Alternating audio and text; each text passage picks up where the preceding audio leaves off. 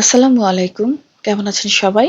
আবারও চলে এলাম আমার ছোট্ট উনুনে আরও একটি কিচেন হ্যাক আপনাদের সঙ্গে শেয়ার করব বলে।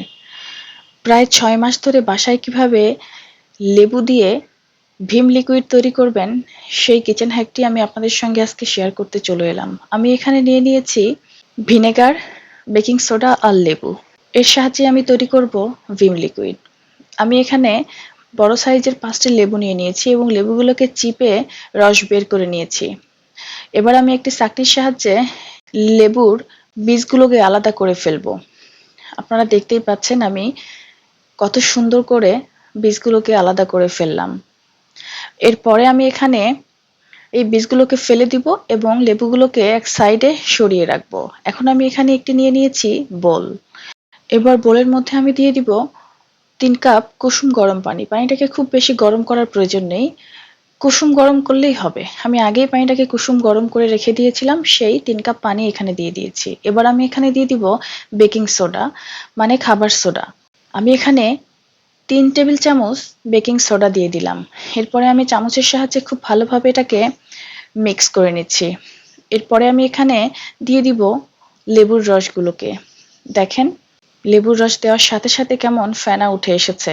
এবার আমি চামচের সাহায্যে আবারও সবগুলোকে খুব ভালোভাবে মিক্স করে এখন আমি এর মধ্যে দিয়ে দিব ১ কাপ ভিনেগার। ভিনেগারটা দিয়েও আমি এটাকে খুব ভালোভাবে মিক্স করে নিব। এরপরে আমি এখানে দিয়ে দিব ৪ টেবিল চামচের মতো লিকুইড ভিম। এটা দেওয়ার কারণ হচ্ছে কালারটাও খুব চমৎকার আসবে এবং স্মেলটাও দারুণ হবে।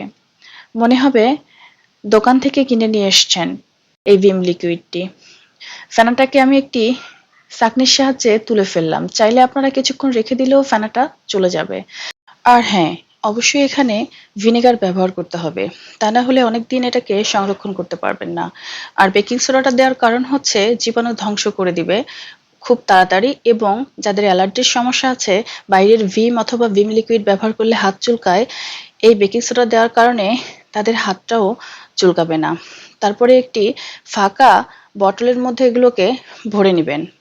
আমি আপনাদেরকে কিছু প্লেট বাটি ক্লিন করে দেখিয়ে দিচ্ছি। দেখেন কি চমৎকার ফেনা উঠেছে এবং কি চমৎকারভাবে ক্লিন হয়ে গিয়েছে, একদম চকচক করছে। আমি আরও একটি বটলে এগুলোকে ভরে রেখে দিব, যেন অনেক দিন পর্যন্ত ব্যবহার করতে পারি। আমি প্রায় ১.৫ লিটারের মতো ভিম লিকুইড এখানে বানিয়েছি। আপনারা চাইলে এর বেশিও বানাতে পারেন। আমি আরও একটি প্লেট ক্লিন করে দেখিয়ে দিলাম। ভালো লাগলে কমেন্ট করে জানাবেন আর অবশ্যই ট্রাই করবেন।